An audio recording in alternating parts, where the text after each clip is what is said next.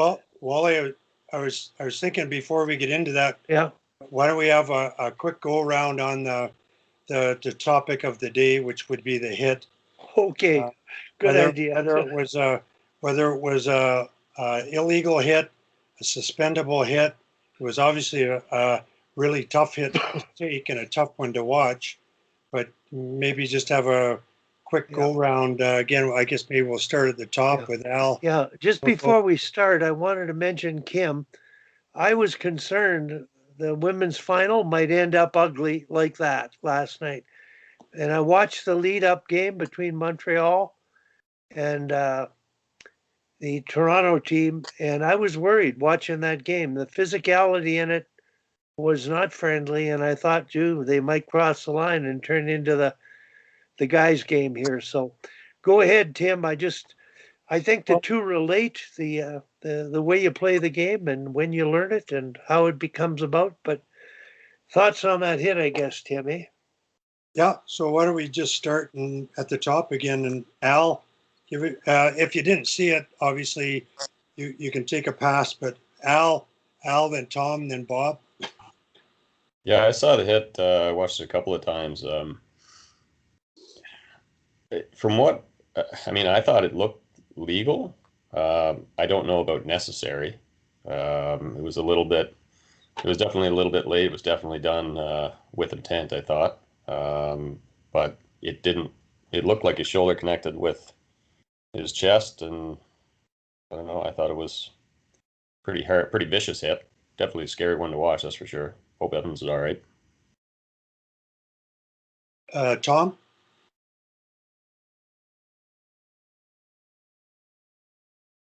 Oops, looks like we might did we lose you, Tom? No, you're muted, Tom. Sorry. Yeah, I just his hands were down and everything, but you're allowed 2 or 3 strides. He took 10 strides. And that guy, I mean, he just blew him up. So, you can't be hitting guys like that. You got to have some idea of the safety of other guys. Bob?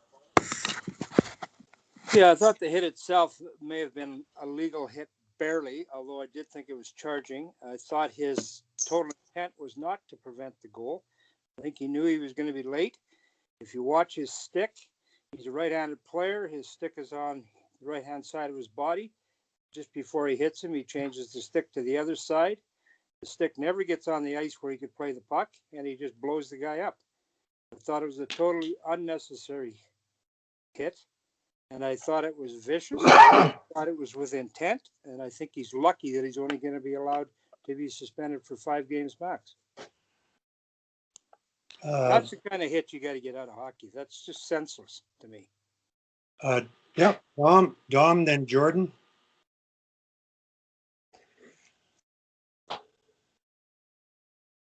Oh, you're muted, Dom and Jordan.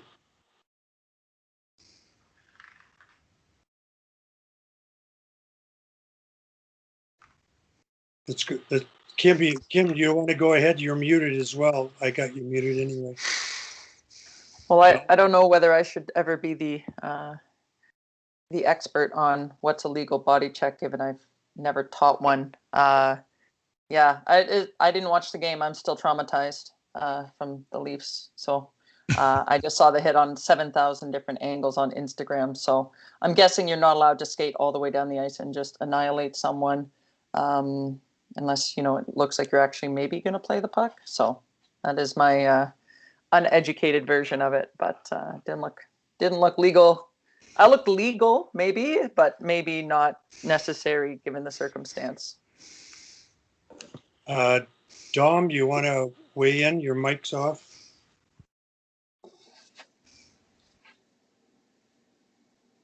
He might have to step away. Jordan, go ahead. Well, I think it comes down to the letter of the law versus the intent of the law. And I don't think that many of us will disagree that the intent of charging and penalties and things like that is to take hits like that out of the game. And it's an era too late, I think, for that sort of thing. That would have been a highlight reel, rock'em sock'em hockey video hit and would have been celebrated, but I don't know that it's going to be celebrated anytime soon. And it is one of those pieces that absolutely, Bob, that was the way that I saw the same thing, where his stick never touched the ice. So how could you ever claim that he was intending to touch it? And it goes back to, and I'll pick on Kim's Leafs with this too, is that if you watched the body language of Scheifele through the game and his frustration level, I think that led into it as much. And if you watched your Leafs the other night, their body language after the first couple, well, even the first goal was scored, it was like, oh no, here we go again. And even right down to when the Leafs scored their goal. If you watch their goal celebration, there's still a minute 30 left. And you'd think that maybe that would have given them a little lift. But Nylander doesn't even raise his arms. And when his other teammates come around him, he just kind of skates away from them. So it's interesting. Matt and Tim? Yeah, again, the benefit of going after so many vaunted experts, I don't have too much of substance to add. I agree. I think that it's all contextual. I think he did take a good run. If you were to just freeze the shot of the hit, or when it happened, or even just a fraction of a second beforehand, it might have looked okay. But take into context the run he took, the angle he took, the timing of the game, the score of the game, all of it. I think that adds up. And even if there hadn't been an injury, and I saw something this morning to say that Evans was back in his hotel room and might be okay. But even without the injury, I think it was just a risky play. And with the heightened sensitivity towards concussions and whatnot, I think that's got to be taken into account. And so I think there's enough there to suspend, all things considered, when you take it into context. And I guess the league's got to decide, okay, are we going to let this go? And or is it going to get out of hand if they don't do anything, right? So I think there's enough there for them to suspend if they're worried about what's going to happen next. Yeah, I'm sorry. Jim? Yeah. Yeah. I saw the clip on social media and read some commentary on it, but I totally agree with Bob's assessment of the hit. And Wally, did you want to weigh in? Your mic's off, Wally. Oh, Sammy's there too. We'll go Sammy. Sammy Joe, did you have a thought on that? I've got a big picture thought. So I did. I'll go first because I am on another conference all day, but I did want to come on and say specifically hi to Rick, because I feel like we haven't seen each other in a long time. And I'm sad that I'm missing the one that you're on. So you're going to love this group. They're amazing. And hi to everybody else. Just a quick hello. And I have to run. But I did want to comment on this because I am a huge Winnipeg Jets fan. So it was hard to see my team do something like that. And Billy's a big Habs fan, so we obviously differed on the opinion. But I think, how does it translate to this specific group? And what I've learned from this group is, what are kids going to look at? And that's hard because, I don't want my daughter seeing that. I don't want them to think that that's normal. And both Kim and I played with Jillian Apps. She played in college with Appsy, and I played on the national team. And she did this once a game. And girls were carted off on stretchers. And, is it right or wrong? She had, always that defenseman flying around the net with their head down. And to me, the Montreal Canadiens guy shouldn't have gone into the red zone with his head down. I mean, you got to have some awareness too. And nor should the Jets guy have just run him over. I mean, so there's two wrongs that create this awful scene on the ice. I think it's what's wrong with hockey. There's no reason a check needs to be finished like that. And, in women's hockey, it shouldn't be finished like that, but it's still, it'd be then scary to play out there knowing that you could, and for all of you guys that have played men's hockey in various different eras, this is probably what it was like. And probably, I can't even imagine being on the ice with that type of speed and that type of body flying at you. And we actually had a scenario at the board of the Canadian Women's Hockey League where 2 teams protested that they would no longer play if Jillian Epps was on the ice because they were fearful and they had to go to work the next day. So we, as a board, it was a really tough decision to have to make. And so we ended up trying to work with the player rather than, take her right off the ice, because there was no suspensions the game allowed for those kind of things. She got a penalty on the play, but that was it. It was legal what she was doing. And so this is kind of technically legal. You're preventing a goal. So anyways, just my opinion. And I'm sure all of you guys, I synopsize exactly what you guys have said as well. I think some great comments. So thank you. And Rick, good to see you and good to see everybody. And thanks, Sammy. We should go back to Dom. And Dom, your mic's off if you wanted to weigh in. And if he's stepped away, we can always go then to you, Wally. Okay. It looks like he may have had to step away or something. So Okay. Go ahead, Wally. I got lots of comments as well. I agree with a lot of what's been said. Look, I see the big picture, and I'm just concerned. First of all, the big picture, the playoffs are different than the league play. I really didn't mind watching league play, but the intensity of league play isn't that good. It's not that ramped up as it is in the playoffs. So I believe they've got a problem in officiating is different in the playoffs. Players' mentalities are different. And I texted Cal Botterill about where is emotional control, because I think a number of people have pointed out, as Jen did, about the frustration Scheifele showed during the game.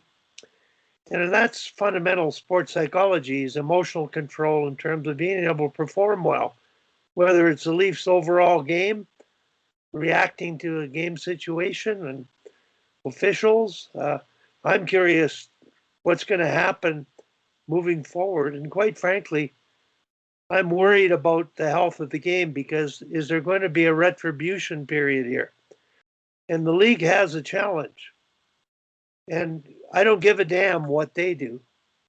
I care about what happens with all of you and the associations you work with, Al Ramsey in particular. I was surprised at Al's statement, and he could legitimize it. It was a good hit. And to me, there's 2 things that you have to look at. I've written documents and submitted it to the Hockey Canada officials group and said, make this clear. It's about the intention and the degree of force. And you have to make the calls, ref, accordingly. If the intention is to intimidate or injure, and you've got to develop that line. Well, that last night, to me, was an example of crossing it. And I feel bad for the injury. I feel bad for Scheifele, but I worry about the game. And that kind of thing influencing players growing up, and the numbers of kids leaving competitive hockey to go to house hockey is amazing. There probably are more kids playing house hockey now than competitive hockey at the ages between 12 and 16. So I think that's a little disconcerting. And on the guys' side, what are we looking for in hockey players? What do we want them to become? And just the safety and mentality of the game and the intent of the game.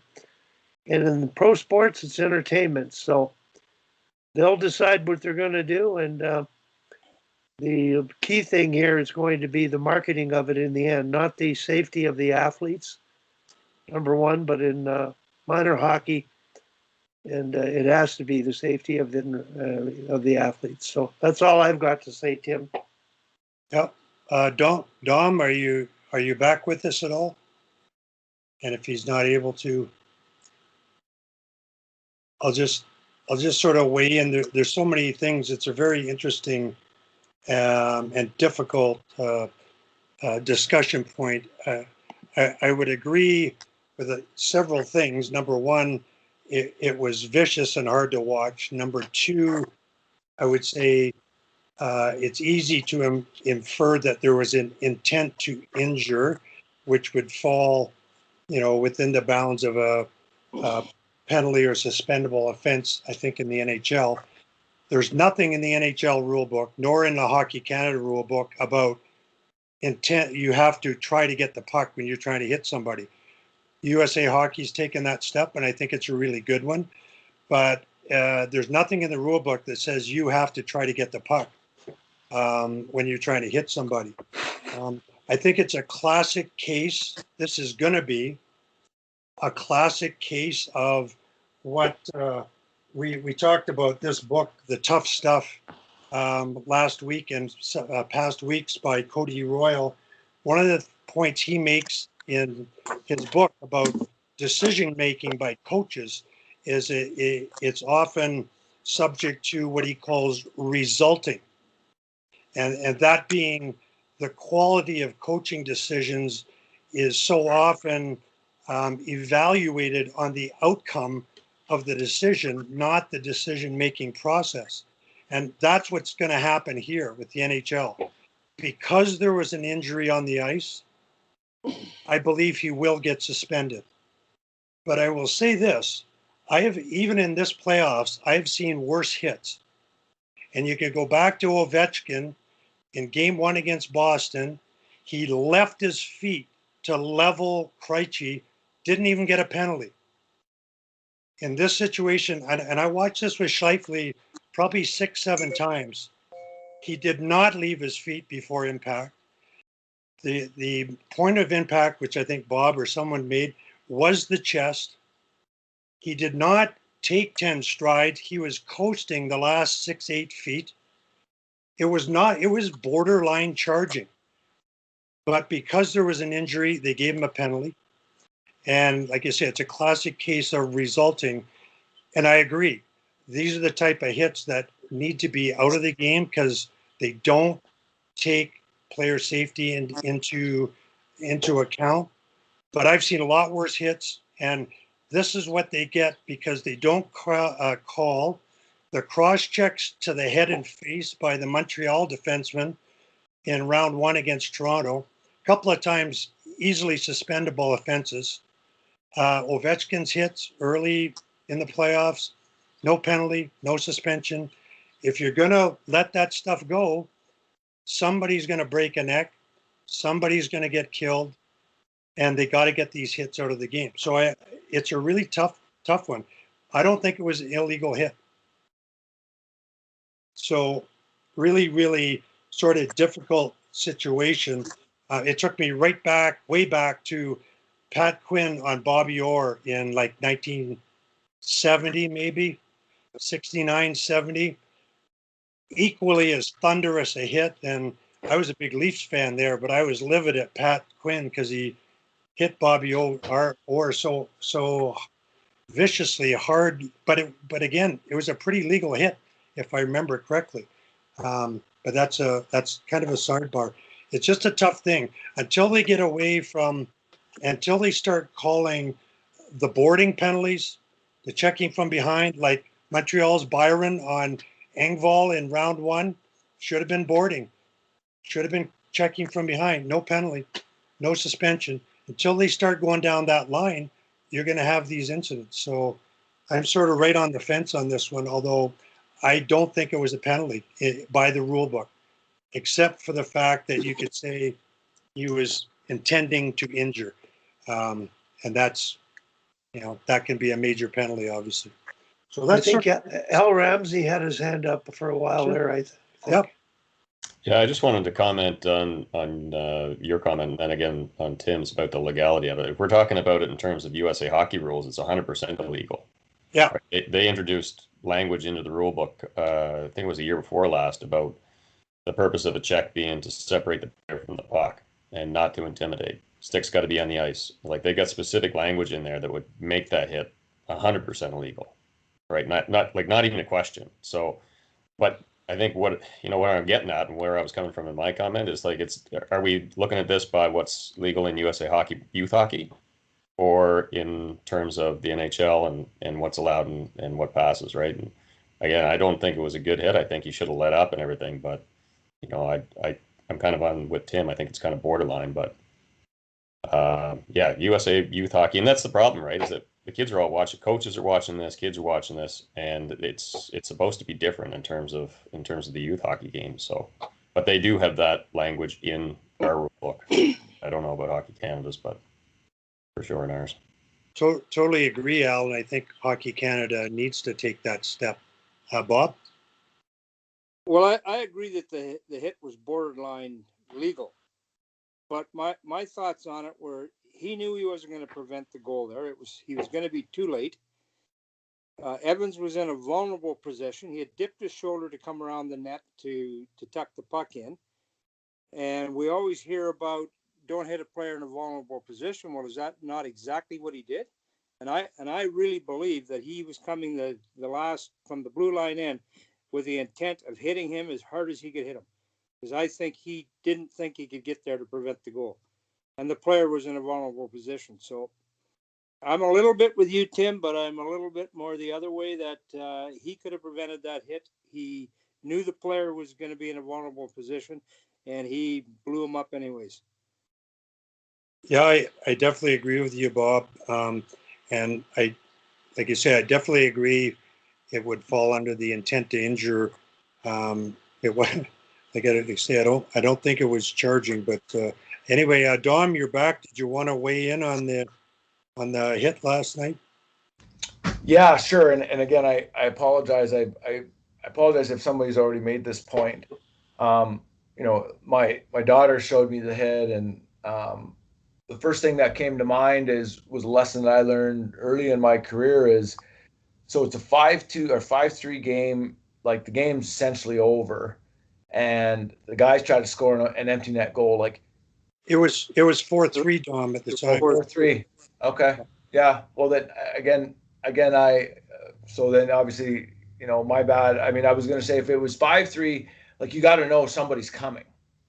Like you got to know that somebody is, probably going to try to send a message in a series. If it's 4-3, then, what Luxie was saying there about, knowing exactly what he was doing. And I would agree on that point. Then again, if the game was out of reach, and the player was just trying to, pad stats or whatever else have you, like you have to have an awareness when you're out there. Like I learned that early, in my pro career, end of a game, and you're trying to get something and somebody, take some liberties with you. But no, I would agree. I mean, he knew exactly what he was doing, and there was no intention of playing the puck. Yeah, and it's just, I think if he actually had his focus on trying to prevent the goal, he might have actually been able to do it if he had dove at the puck as he was coming around. He was just close enough. If he would have dove to try to prevent the goal, he might have been able to. So clearly his intent was, I think he's going to score, so I'm going to level him. And I totally agree that is worthy of a suspension. So anybody else on that? And we could. I got a point here.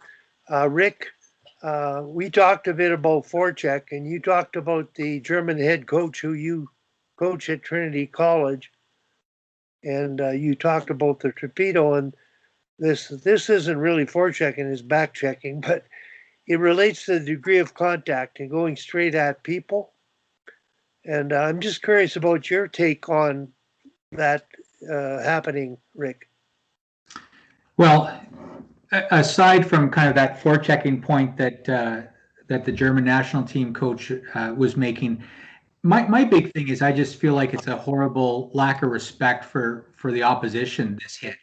And going back to Sammy Joe's point just about we played in a different time. Like when we played back in the 70s and 80s, no one was traveling that fast. And, these guys are flying a lot faster than we ever played.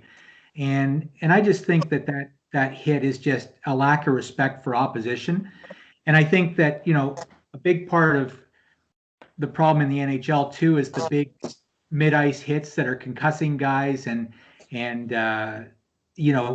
guys not being able to make that micro adjustment to not take someone's head off and hit them in the shoulder.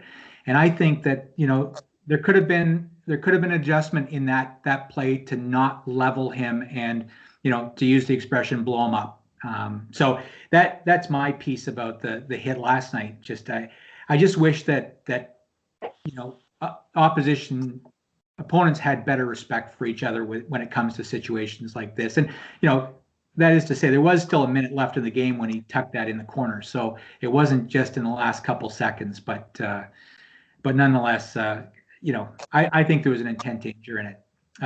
And just to make the point too on Tony Soderholm, who's the head coach of the German national team, played for me here, and we've kept in touch over the years. He played at UMass Amherst and then played for IFK in Helsinki for years and years. But he's been coaching in Germany and will lead their Olympic team next year. And we were talking about forechecking, I don't know, about 6 months ago or a year ago, and he said, Rick, he says, stop teaching your forecheckers to angle.